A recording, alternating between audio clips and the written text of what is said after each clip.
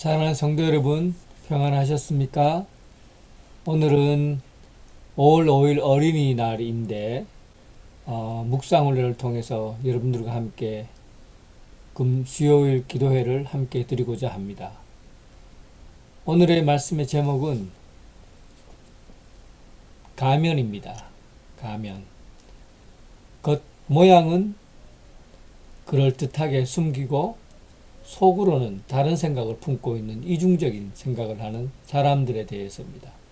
위선이라고 하기도 하고 또 가면이라는 표현을 쓰기도 합니다. 사실 우리는 누구나에게 잘 보이려는 성향을 가지고 있습니다. 겉모양을 잘 포장해서 속을 숨기는 것이죠. 여러분, 복면가왕이라는 프로그램 혹시 기억하십니까? 가수들이 자기 얼굴을 숨기고 노래하는 예능 프로그램입니다. 자신의 얼굴을 숨기니까 굉장히 자유로워요.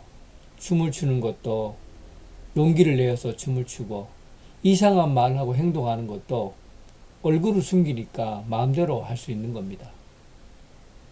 이런 심리를 이용해서 노래 잘하는 사람을 뽑는 겁니다. 그런데 참 우리도 사실 이런 다 가면을 쓰고 사는 거거든요.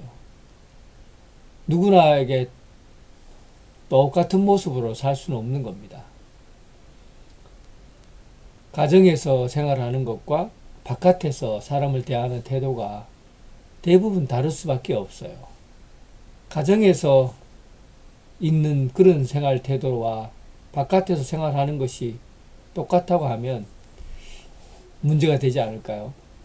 그래서 어느 정도는 사람은 누군가를 위해서 또 누군가와 대면할 때 어느 정도 가면을 쓰고 산다고 볼 수가 있습니다. 그런데 신앙적으로 볼 때는 가면은 굉장히 위험한 겁니다. 위선이라고 하는 것이. 사람 앞에서 내가 잘 보이기 위해서 가면을 쓰는 것과 하나님 앞에 내 삶의 얼굴을 볼 때 가면을 쓰는 것과는 다른 겁니다. 하나님 앞에 내가 어떻게 행동하느냐, 이거는 참으로 중요한 태도라고 볼 수 있습니다. 그런데 가면을 쓰고 하나님을 대한다. 얼굴을 가리고 하나님 앞에 나선다. 이거 위험한 것이죠. 오늘 본문 말씀에 이스라엘 사람들이 정말 신앙생활에서 중요하게 생각하는 두 가지, 사실은 세 가지인데 구제, 기도, 금식이라는 세 가지인데요.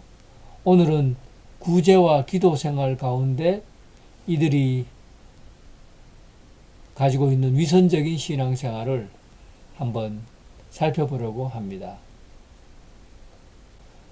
이스라엘 백성들은, 유대인들은 구제에 대해서 굉장히 중요하게 생각했습니다.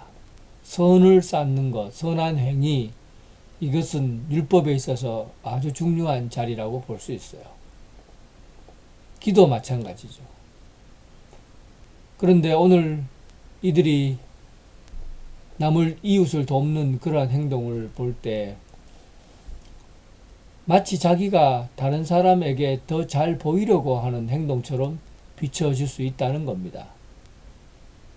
오늘 본문 2절에 보면 사람에게 영광을 받으려고 회당과 거리에서 나발을 불지 말라 그렇게 되어 있죠.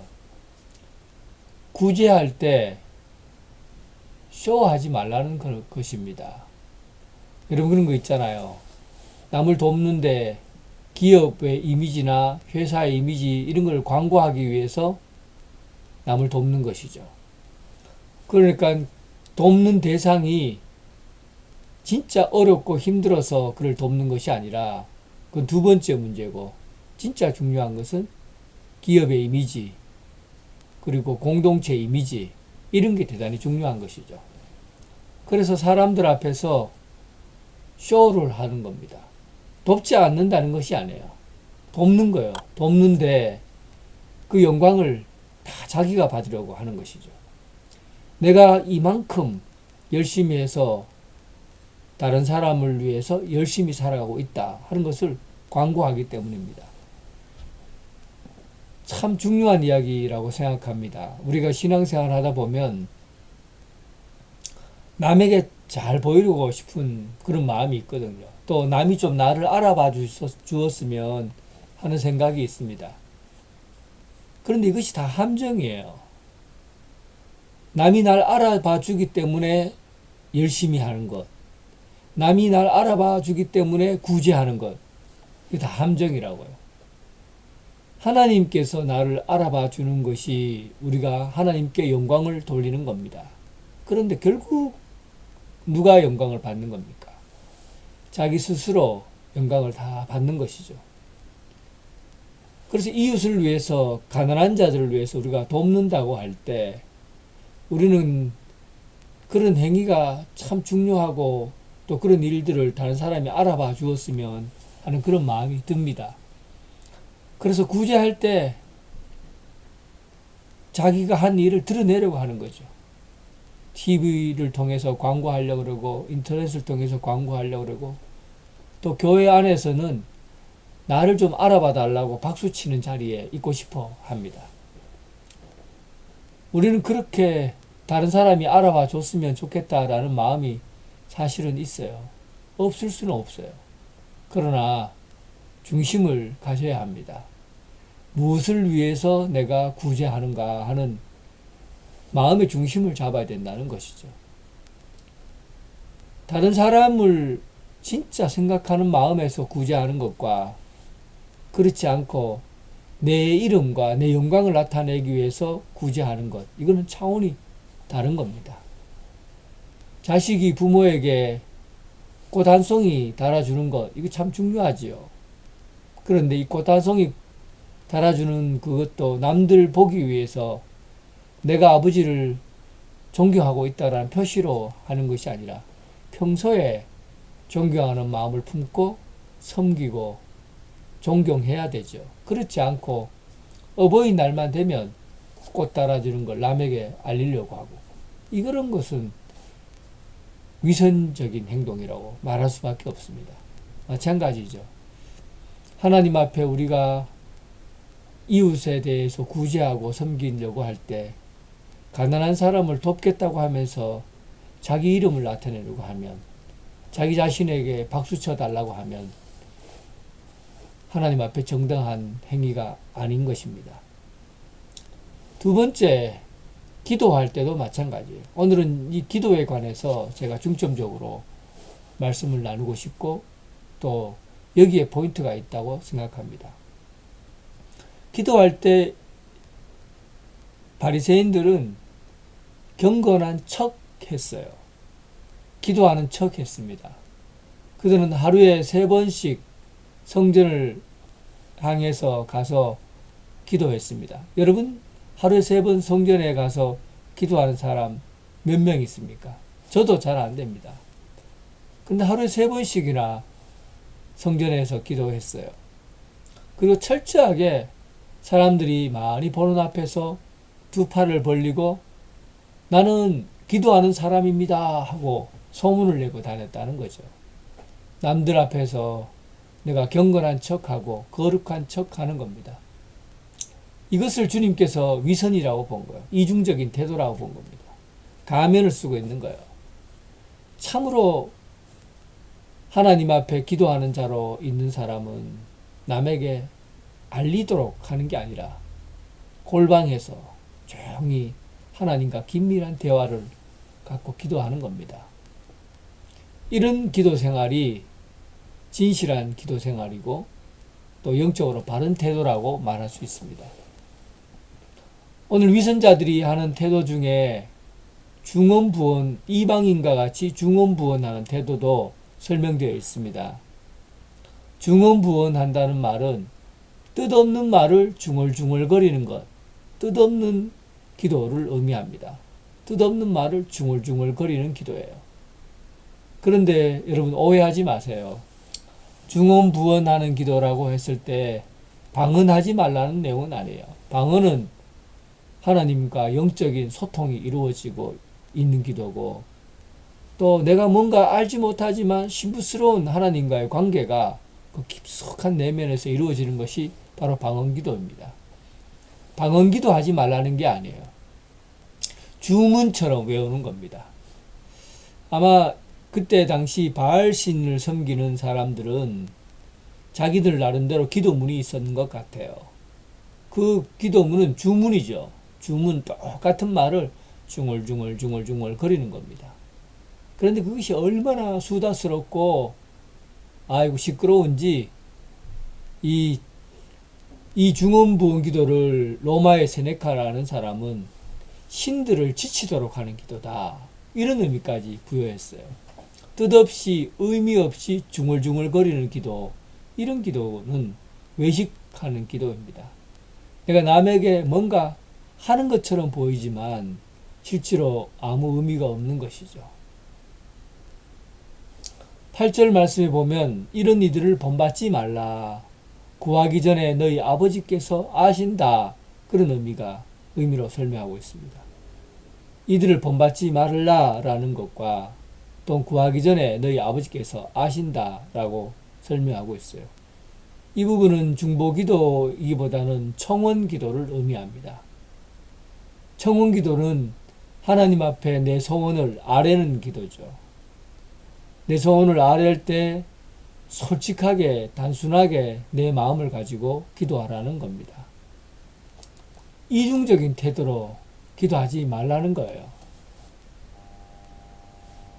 내 뜻에 맞추어서 기도하는 것이 아니라 하나님의 뜻에 맞추어서 기도하라는 겁니다.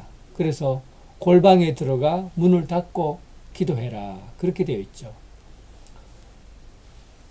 골방에 들어서 문을 닫고 기도하라는 이 의미 때문에 혹시 오해해서 통성기도 잘못되었다 이렇게 말하는 것도 아닙니다. 통성기도 하는 건 역시 골방 기도가 될 수 있어요. 하나님과 나만을 위해서 기도의 문을 열어놓으면 됩니다. 목적은 뭐예요? 기도할 때 은밀하게 하나님과 대면하는 겁니다. 다른 사람이 들어줬으면 좋겠다, 알아봐 줬으면 좋겠다, 이건 기도가 아니죠. 하나님께서 내 기도를 듣고 계시다 하는 은밀한 교제, 이것이 중요한 겁니다. 오늘 우리는 위선 그리고 가면에 대해서 말씀을 나누었습니다. 핵심은 내 안에 있는 그대로 하나님께 가져가라는 것이에요. 기도하는데 솔직하지 못한 것, 이것은 하나님을 속이는 것이고 또 영적인 위험도가 아주 높다고 말할 수 있습니다. 하나님을 속이는 것만큼 어리석은 게 어디 있겠어요.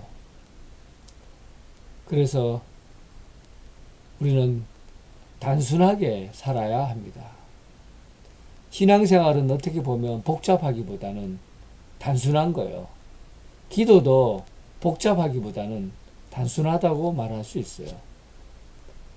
이 생각 저 생각 하게 되면 복잡해져요. 그러다 보면 자꾸만 숨기는 거죠.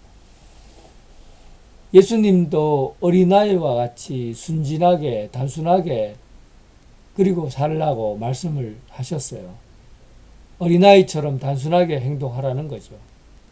아프면 아프다고 말하고 힘들면 힘들다고 말하고 좋으면 좋다고 말하고 슬프면 슬프다고 말하고 하나님께 어린아이처럼 투정 부르는 것이 아니라 자기가 있는 현실을 그대로 얘기하는 것, 이것을 신앙의 단순성이다, 기도의 단순함이다, 그렇게 말할 수 있습니다. 아주 단순하게 접근하시기 바랍니다. 복잡하게 생각하지 마세요. 또 내가 누군가에게 내 자신을 남에게 더 알려야 되겠다, 이런 생각 버리세요. 항상 기도는 내 자신을 알리는 것이 아니라 내 마음을 하나님 앞에 그대로 내어놓는 겁니다. 오늘도 하나님 앞에 자기 자신을 있는 그대로 내어놓고 만나는 그런 귀한 시간 되기를 주님의 이름으로 축원합니다. 이제 잠시 묵상하는 시간을 갖도록 하겠습니다. 책상을 한번 이렇게 당기시고 편안하게 가지세요.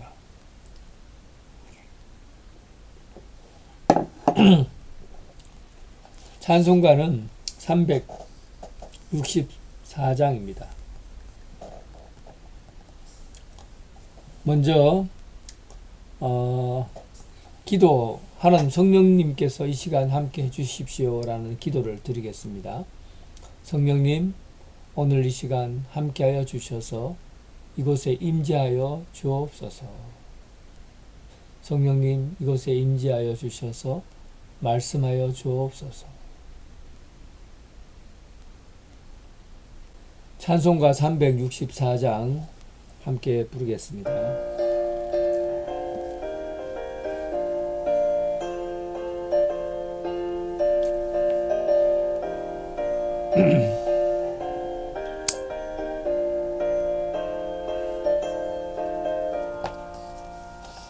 마음속에 근심 있는 사람 주 예수 앞에 달래어라. 슬픈 마음 있을 때라도 주 예수께 아뢰라.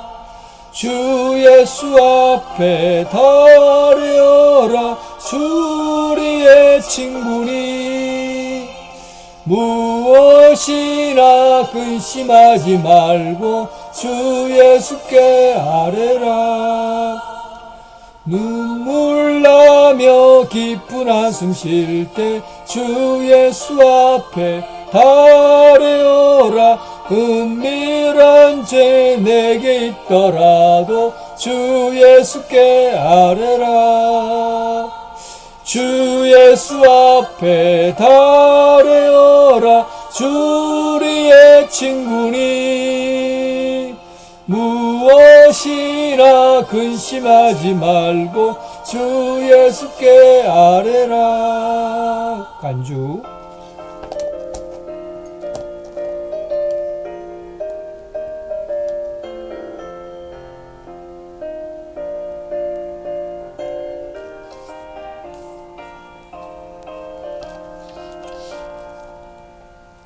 괴로움과 두려움 있을 때에 주 예수 앞에 달래어라. 내일 일을 염려하지 말고 주 예수께 아뢰라. 주 예수 앞에 달래어라. 주 우리의 친구니 무엇이나 근심하지 말고 주 예수께 아뢰라. 죽음 앞에 겁을 내는 자여 주 예수 앞에 달래어라. 하늘나라 바라보는 자여 주 예수께 아뢰라. 주 예수 앞에 달래어라. 주 우리의 친구니 무엇이나 근심하지 말고 주 예수께 아뢰라. 네, 오늘 하나님께서 주신 말씀은 마태복음 6장 1절부터 8절까지 말씀입니다. 제가 한번 또박또박 읽을 텐데 여러분 말씀을 잘 받아서 기도하시기 바랍니다. 사람에게 보이려고 그들 앞에서 너희의 의를 행하지 않도록 주의하라. 그리하지 아니하면 하늘에 계신 너희 아버지께 상을 받지 못하느니라. 그러므로 구제할 때 외식하는 자가 사람에게서 영광을 받으려고 회당과 거리에서 하는 것 같이 너희 앞에 나팔을 불지 말라. 진실로 너에게 이르노니 그들은 자기 상을 이미 받았느니라. 너는 구제할 때 오른손이 하는 것을 왼손이 모르게 하여 내 구제함을 은밀하게 하라. 은밀한 중에 보시는 너희 아버지께서 갚으시리라. 또 너희는 기도할 때 외식하는 자와 같이 하지 말라. 그들은 사람에게 보이려고 회당과 큰 거리 어귀에 서서 기도하기를 좋아하느니라. 내가 진실로 너에게 이르노니 그들은 자기 상을 이미 받았느니라. 너는 기도할 때 내 골방에 들어가 문을 닫고 은밀한 중에 계신 내 아버지께 기도하라. 은밀한 중에 보시는 내 아버지께서 갚으시리라. 또 기도할 때 이방인과 같이 중언부언하지 말라. 그들은 말을 많이 하여야 들으실 줄 생각하느니라.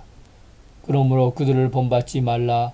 구하기 전에 너희에게 있어야 할 것을 하나님 너희 아버지께서 아시느니라. 아멘. 말씀이 끝나고 나면 말씀에 있는 내용을 충분히 묵상하시고 노트에다가 한번 적어 보시기 바랍니다. 그리고 주님 가르치신 기도로 예배를 마치시면 됩니다. 감사합니다.